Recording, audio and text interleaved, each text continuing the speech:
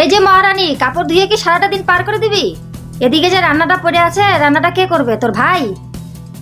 এই তো মা, হয়ে গেছে। আর 2টা কাপড় আছে, ধুয়েই রান্না করতে যাব। যত সব ন্যাকামো, ভালো লাগে না ছাতা।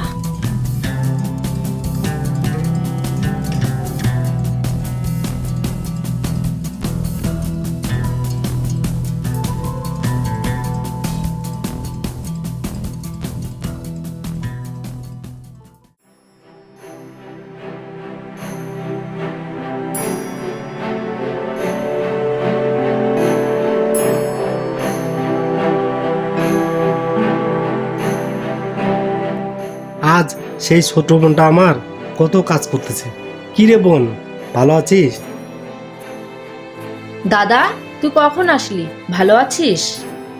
এতক্ষণ ভালো ছিলাম না, তোকে একবার দেখে নিলাম, এখন ভালো আছি।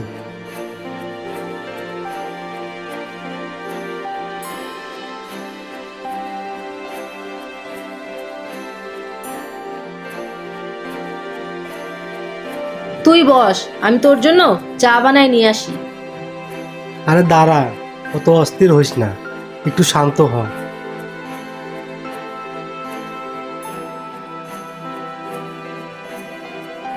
জানিস বোন, আজ সকাল থেকে তোর কথা খুব মনে পড়তেছিল, তাই ভাবলাম একবার দেখেই আসি।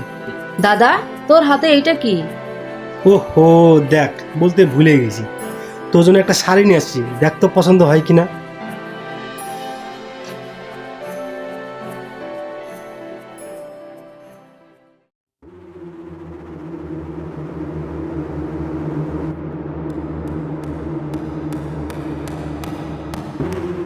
ছি, এটা একটা শাড়ি হইলো? এর থেকে ভালো শাড়ি তো আমাদের বাড়ির কাজের লোক পরে। কম দামে একটা শাড়ি নিয়ে নাচতে নাচতে বোনের বাড়ি চলে আসছে। নিয়ে যাও তোমার শাড়ি, কেউ পরবে না। বোনের বাড়ি খালি হাতে আসতে তোমার কি একটু লজ্জা লাগে না? বিয়ের সময় তো কথা দিয়েছিলে যে 6 মাসের মধ্যে ছেলেকে গাড়ি কেনার জন্য 2 লাখ টাকা দিবে। আজ 1 বছর হয়ে গেল, কই টাকা? মা, দাদা আজ কতদিন পরে আসলো, আর আপনি এরকম ব্যবহার কেন করতেছেন? কি শিক্ষা দিচ্ছ বোনকে? বড়দের সাথে কিভাবে কথা বলতে লাগে সেটাও জানে না। ওকে মাফ করে দিয়েন, আর আমি আপনাকে কথা দিচ্ছি, যেদিন গাড়ি কেনার টাকা দিতে পারবো সেদিনই বোনকে দেখতে আসবো, তার আগে না। থাক বোন, আমি আসি।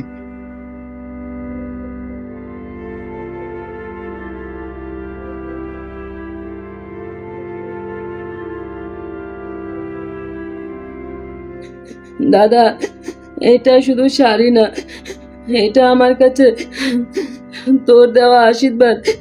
এটা আমি খুব যত্ন করে মাথায় তুলে রাখবো।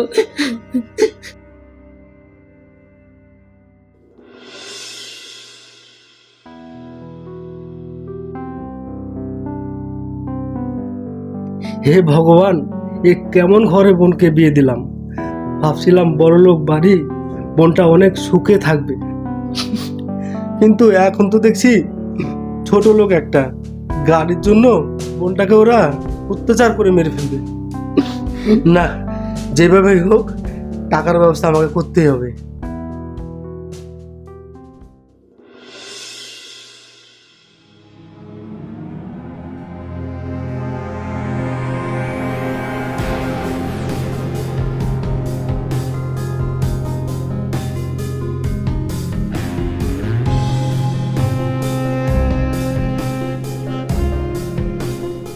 এইটাই একমাত্র রাস্তা।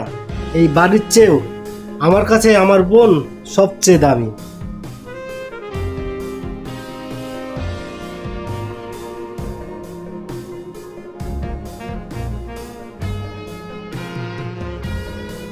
এই বাড়ি দিয়ে আমি কি করব যদি আমার বোনটাই ভালো না থাকে?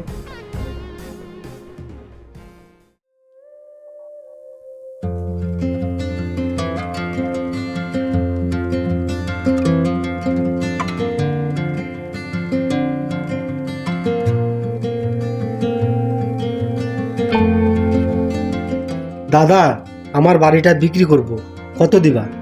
কেন, কি হয়েছে? এই তো কয়দিন আগে বোনের বিয়েতে চাষের জমিটা বিক্রি করে দিলা, এখন আবার থাকার জায়গাটাও বিক্রি করে দিবা? তাহলে তুমি থাকবা কোথায়? আমি একা মানুষ দাদা, যেখানেই রাত সেখানেই কাত। আমারটা ছাড়ো, তুমি বলো কত দিবা? তোমার ওই জায়গার আর কত দাম হবে? 3 লাখ টাকা নিয়ে নিও। আর যদি এর থেকে বেশি লাগে তাহলে আমি নিতে পারবো না, তুমি অন্য কোথাও দেখতে পারো। ঠিক আছে দাদা, তুমি 3 লাখই দিও, কিন্তু টাকাটা আমার এক্ষুনি দরকার। ঠিক আছে, দাঁড়াও দেখি কত আছে।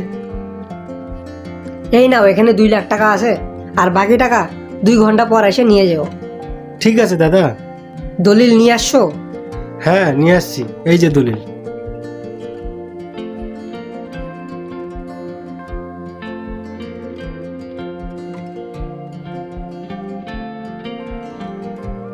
নাও, এখানে একটা সাইন করে দাও।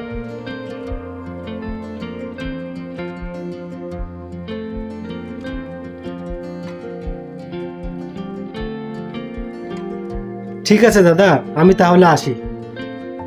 ঠিক আছে, আসো।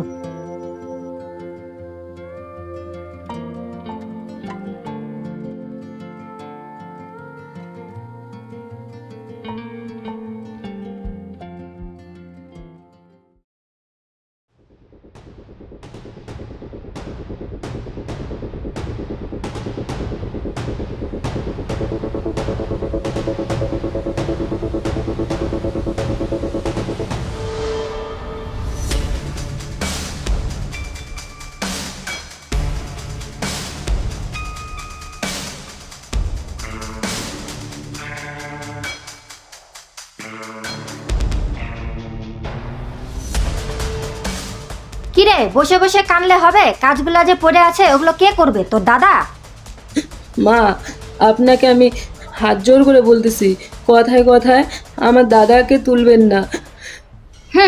দাদাকে তুলবেন না কেন? তোর দাদা কি লাট সাহেব না প্রধানমন্ত্রী যে তোলা যাবে না? দেখেন মা, একটা গাড়ির জন্য আমার সাথে আপনারা মায়ের বেটায় মিলে অনেক অত্যাচার করছেন, তবুও আমি আপনাদেরকেও কখনো কিছু বলি নাই। কিন্তু কথায় কথায় আমার দাদাকে তুললে আমি কিন্তু আর চুপ করে থাকবো না, বলে দিচ্ছি। তাই নাকি? ওই কি করবি তুই? হ্যাঁ, বল কি করবি?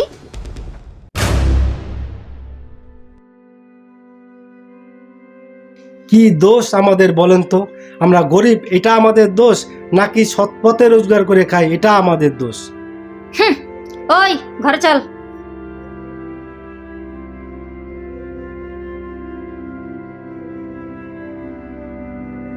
আর কান্দিস না রে বোন, চল তুই আমার সাথে বাড়ি চল, নাহলে ওরা তোকে মাইরে ফেলবে। বাড়ি বিক্রি করে এই টাকাগুলো নিয়ে আসছিলাম ওদেরকে দেওয়ার জন্য, কিন্তু এই ছোট লোকগুলাকে দিয়ে কোনো লাভ নাই। চল বোন, বাড়ি চল।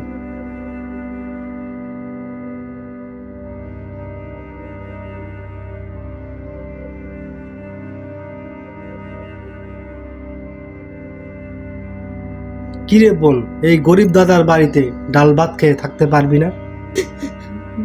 পারবো, কেন পারবো না? তুই তো আর মাংস ভাত খাইতে পারবি না, ডাল ভাতই খাওয়াস।